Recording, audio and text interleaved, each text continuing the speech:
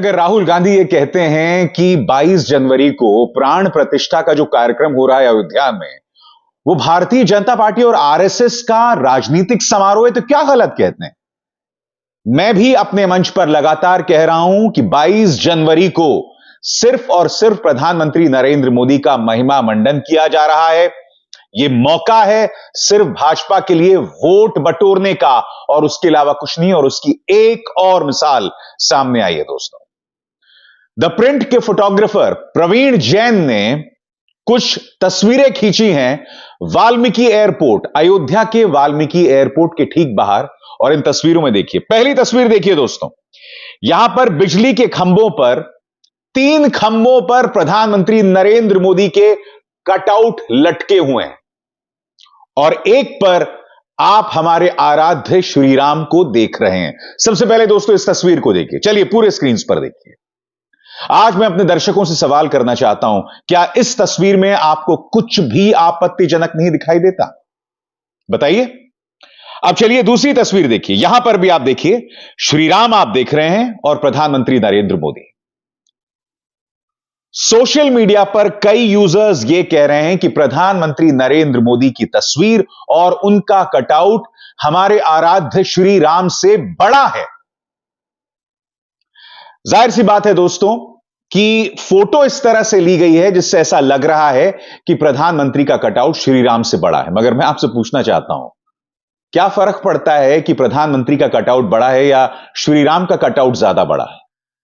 हकीकत यह है कि प्रधानमंत्री नरेंद्र मोदी को श्री राम के समकक्ष, उनके साथ, उनके बराबर रख दिया गया है। और मैं आपसे पूछना चाहता हूं कि अगर आप धर्म में विश्वास करते हैं, हिंदू धर्म में विश्वास करते हैं, श्री राम में विश्वास करते हैं, तो क्या यह तस्वीर आपको आपत्तिजनक नहीं लगती? याद कीजिए, भारतीय जनता पार्टी के सोशल मीडिया हैंडल ने इस तस्वीर को वायरल किया था, जिसमें प्रधानमंत्री का दर्जा रामलला से बड़ा दिखाया गया था। बाद में शर्मिंदा होकर जब इस पर बवाल हुआ था तो इस तस्वीर को उन्होंने हटा दिया था। मैं फिर आपसे पूछना चाहता हूं कि अगर राहुल गांधी ये कह रहे हैं, अगर कांग्रेस ये कह रही है, अगर तेजस्वी यादव ये बात कह रहे हैं, अगर अरविंद केजरीवाल ये बात कह रहे हैं कि भाई 22 जनवरी का जो समारोह है वो तो सिर्फ और सिर्फ भाजपा के लिए वोट बटोरने का जरिया है, तो क्या गलत कह रहे हैं भाई? मैं आपसे पूछना चाहता हूं, यहां पर आपने देश के प्रधानमंत्री को श्री राम के समकक्ष खड़ा कर दिया। प्रधानमंत्री, ये मशवरा आपको कौन दे रहा है? यह विनाशकाले विपरीत बुद्धि है। एक सीधा और सरल सवाल यहां पर कि एक व्यक्ति को हमारे आराध्य श्री राम के बराबर कैसे किया जा सकता है?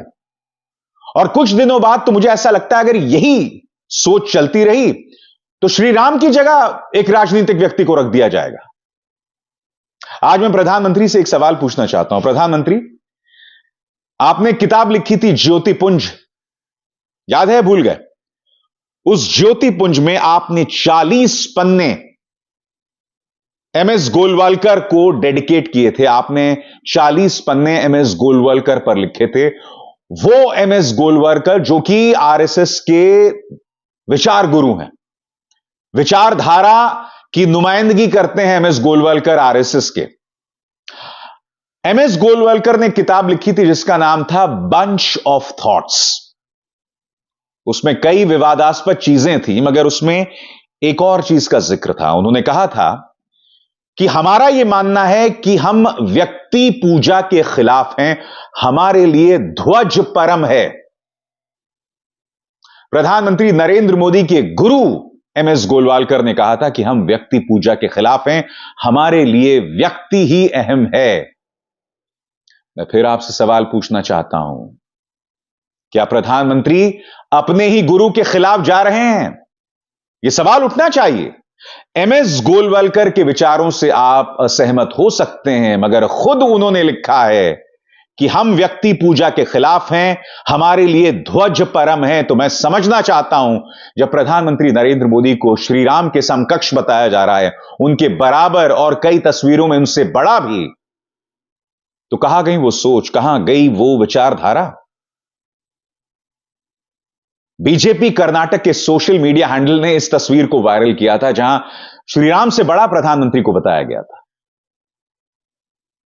जब राजनीति और धर्म को मिलाया जाता है तो इसका सिर्फ एक परिणाम होता है, कुछ देर बाद राजनीति धर्म पर हावी हो जाती है, और जब राजनीति धर्म पर हावी हो जाती है तब राजधर्म खत्म हो जाता है, जवाबदेही खत्म हो जाती है, क्योंकि देश के प्रधानमंत्री को राजा स्वरूप पेश किया जाता है, देश के प्रधानमंत्री को भगवान स्वरूप, ईश्वर तुल्य पेश किया जाता है, और यह एक लोकतंत्र में सरासर गलत चीज है।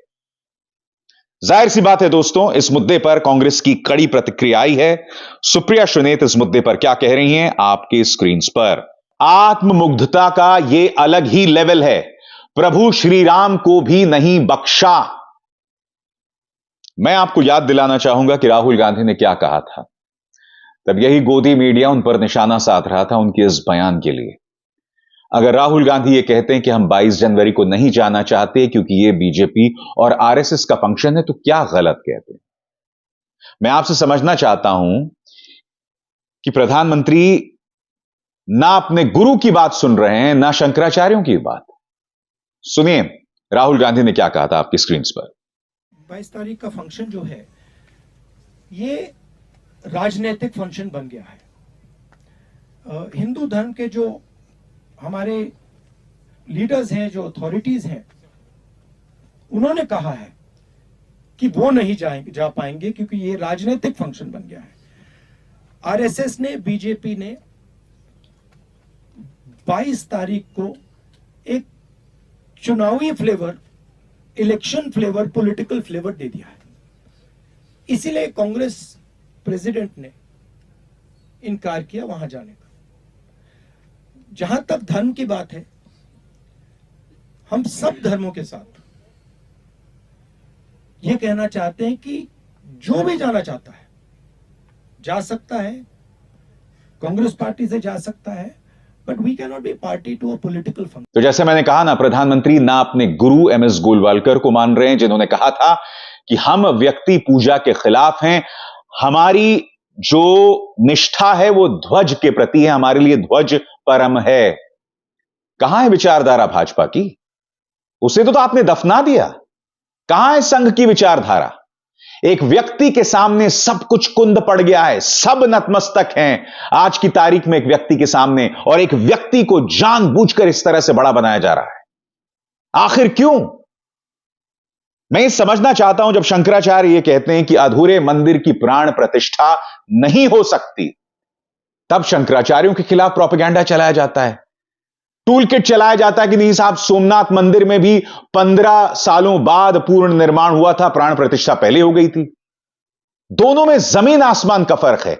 एक मंदिर बन रहा है, श्री राम का मंदिर बन रहा है, सोमनाथ मंदिर का वजूद बहुत पहले से था, उसमें की गई प्राण प्रतिष्ठा की तुलना श्री राम के मंदिर से नहीं की जा सकती, मगर इस तरह की बातें की जा रही हैं। मैं ये समझना चाहता हूं कि इस आत्ममुग्धता की आखिर वजह क्या है। दोस्तों, 2 दिन से क्या हो रहा है, एक वीडियो वायरल हो रहा है। इंडिया टीवी ने मुख्यमंत्री योगी आदित्यनाथ का इंटरव्यू किया, और उसमें मुख्यमंत्री आदित्यनाथ ये कहते हैं कि भाई मैं तो सिर्फ एक ही वेशभूषा पहनता हूं, मैं अपनी वेशभूषा नहीं बदलते रहता हूं।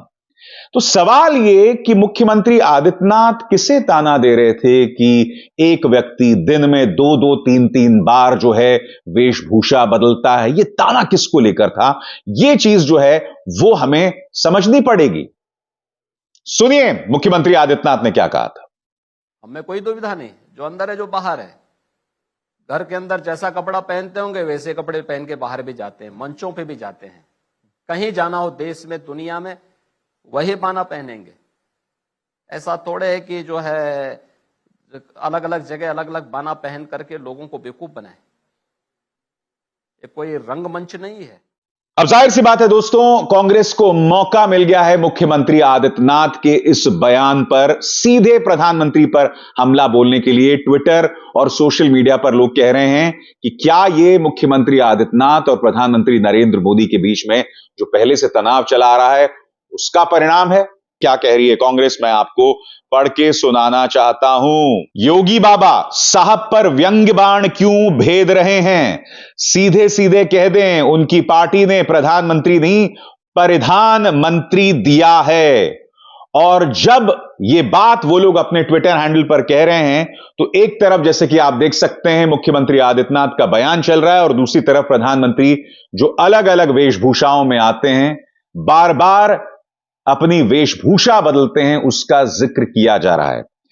मैं एक बात स्पष्ट कर दूं दोस्तों, यही बात सुप्रिया श्रीनेत भी कह रही हैं, परिधान मंत्री हैं, कोई रंगमंच के कलाकार थोड़े ही।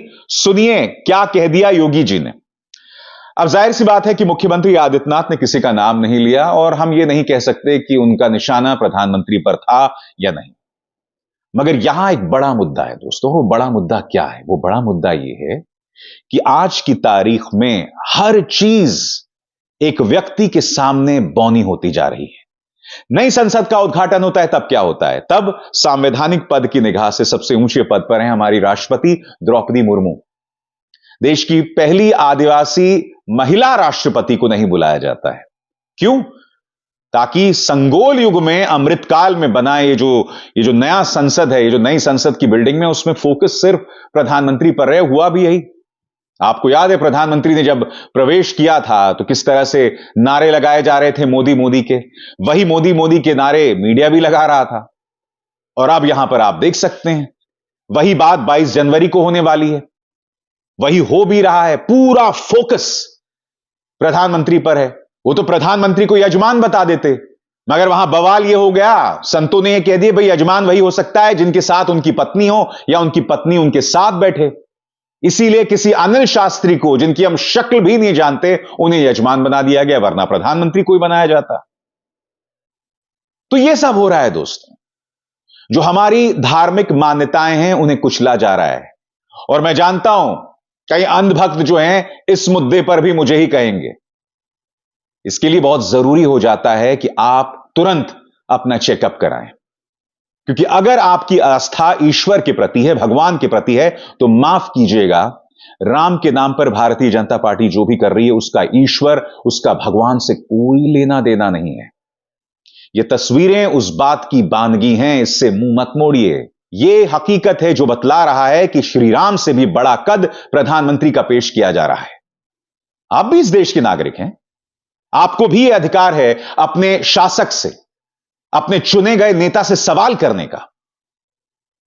और जब एक व्यक्ति को भगवान से भी बड़ा बताया जाएगा तो स्वाभाविक सी बात है उससे सवाल करने का कोई प्रश्न ही नहीं होता। तो ऐसे में लोकतंत्र कहां बना रहेगा? विपक्ष का मजाक उड़ाना बहुत आसान है। अगर विपक्ष यह कह रही है कि 22 जनवरी को श्री राम की प्राण प्रतिष्ठा नहीं हो रही है, भाजपा के लिए वोट बटोरने का मौका है बस, अगर वो ऐसा कह रहे हैं तो क्यों गलत कह रहे हैं? और अगर सोनिया गांधी और मल्लिकार्जुन खड़गे उस दिन नहीं जाते हैं तो उन्हें हम हिंदू विरोधी कैसे कह सकते हैं? मगर सबसे बड़ी बात, मैं नहीं बोला हूं कि जब सोनिया गांधी को निमंत्रण आया था तो कई अंधभक्त कह रहे थे कि भाई क्यों भेजा उसे निमंत्रण, इतालवी महिला को निमंत्रण क्यों भेजा? और जब उन्होंने जाने से इनकार कर दिया यह कहते हुए कि वो भाजपा और आरएसएस का राजनीतिक कार्यक्रम है, तब यह कहा जा रहा था कि भाई देखिए श्री राम का अपमान कर दिया। मैं आपसे कहना चाहता हूं, अगर श्री राम के बराबर प्रधानमंत्री को पेश किया जा रहा है तो अपमान श्री राम का कौन कर रहा है बताइए? बार बार किया जा रहा है, लगातार किया जा रहा है, मगर आप अपनी कुंभकर्णी नींद में सो रहे हैं। आप ब्रेन वॉश्ड इस कदर हो चुके हैं कि आप हकीकत नहीं देख सकते।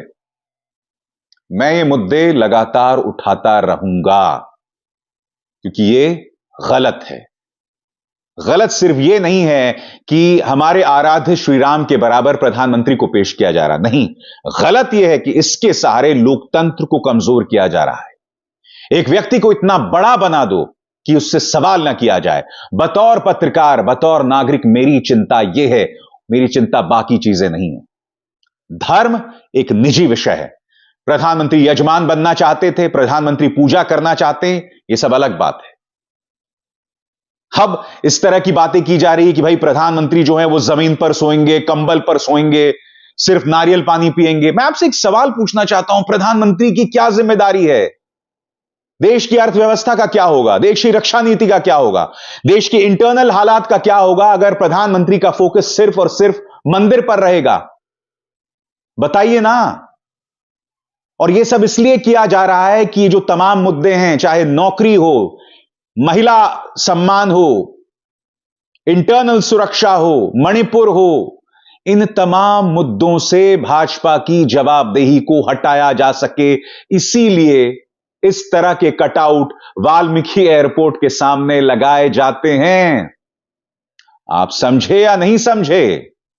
अगर नहीं भी समझे तो मुझे कोई प्रॉब्लम नहीं, मैं आगे भी समझाता रहूंगा। अभिसार शर्मा को दीजिए इजाजत। नमस्कार।